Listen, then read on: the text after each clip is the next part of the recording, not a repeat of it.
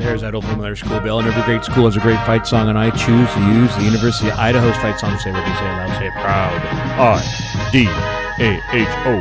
Idaho, Idaho, go, go, go. That's right, you listen to an inspirational, motivational, exceptional episode of Connecting My Life.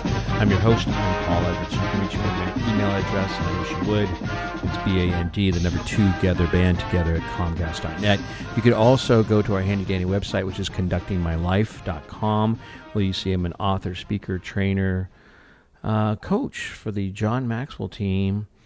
I'd love to come and work with you privately or your groups that are important to you, be it secular or sacred. The idea is to use John Maxwell's material to make us better people.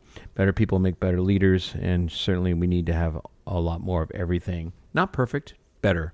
I'm recording this on the 6th of June, 2024. However, it is being shared with you on the 18th of June, which is an important date in my life. That is the birth date of my aunt, Anne.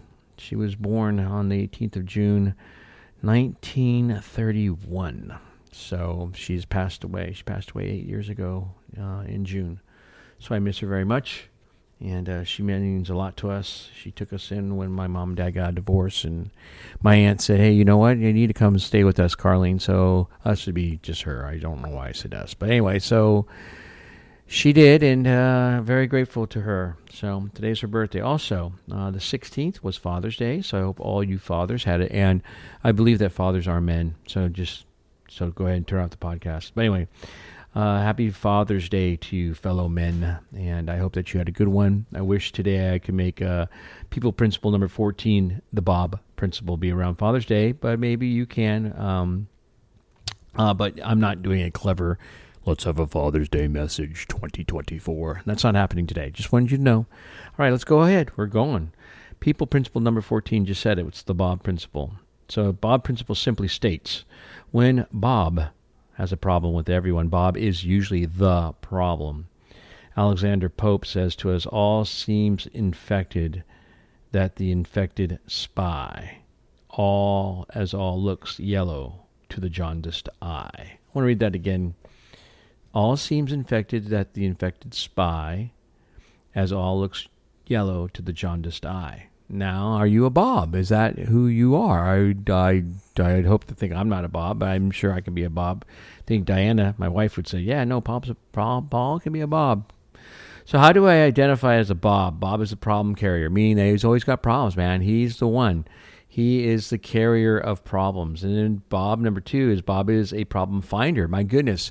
Every possible problem you could have, Bob knows where it's at. Bob also likes to find problems and expose them to others. He subscribes to Chisholm's second law, which says, anytime things appear to be going better, you have overlooked something. Yeah, he's pretty much negative. He's not going to be there going, hey, everything's fine. No, he's looking for problems. He's creating problems.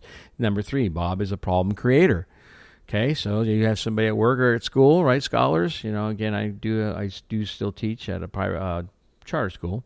So scholars, yeah, are you a problem creator in class? Do you have your cell phone turned on? Are you talking when you're not supposed to be talking? Are you being rude to the teachers? Are you a creator? And then number 4, Bob is a problem receiver. Yeah, he's the Eeyore. Everybody doesn't like me. I always get the problems. Yeah, there you go. So what do you do about Bob or Bobby for the females out there? Number 1, you respond with a positive comment. So when Bob is coming with you, carrying the problem he's found, and that he's the creator of the problem and he's the receiver, he comes up to you, hey, Bob, you know what? Hey, before we talk about the problem that you've identified, could we just say how you're doing? I want to know how you're doing. So I'm going to tell you right now, life is really good, Bob, but go ahead, tell me the problem. Number 2, encourage steps forward to resolution.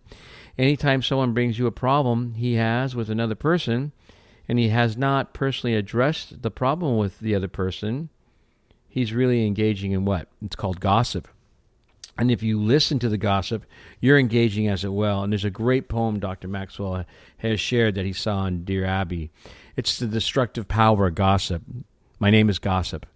I have no respect for justice. I maim without killing. I break hearts and ruin lives. I am cunning and malicious, and gather strength with age. The more I am quoted, the more I am believed. My victims are helpless. They cannot protect themselves against me because I have no name and no face. Now, what I'm going to do to continue the next part of the poem, every time it says I'm going to replace it with the word gossip. To track me down is impossible. The harder you try, the more elusive I, gossip, become. Gossip is nobody's friend. Once gossip tarnishes a reputation, it is never the same. Gossip topples governments and wrecks marriages. Gossip ruins careers and causes sleepless nights, heartaches, and indigestion. Gossip makes innocent people cry in their pillows. Even my name hisses.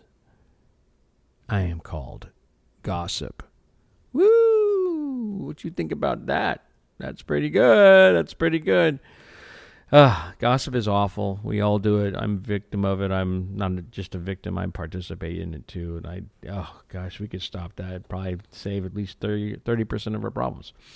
Number 3, ask Bob to think before speaking. I love this acronym. T stands for true. H, is it helpful? I, is it inspiring? N, is it necessary? And then K, is it kind? And you're doing all those things before you speak. Is it true before you speak? Is it helpful, what you're saying? Before you speak, is it inspiring? Is it necessary? Are you saying what's necessary? And then before you speak, is it kind? And number 4, keep Bob away from others. Yeah, so if you have Bob, he's an infection, take him out, get him done. Say, hey, Bob, we can't have the same war. You're not helping anybody.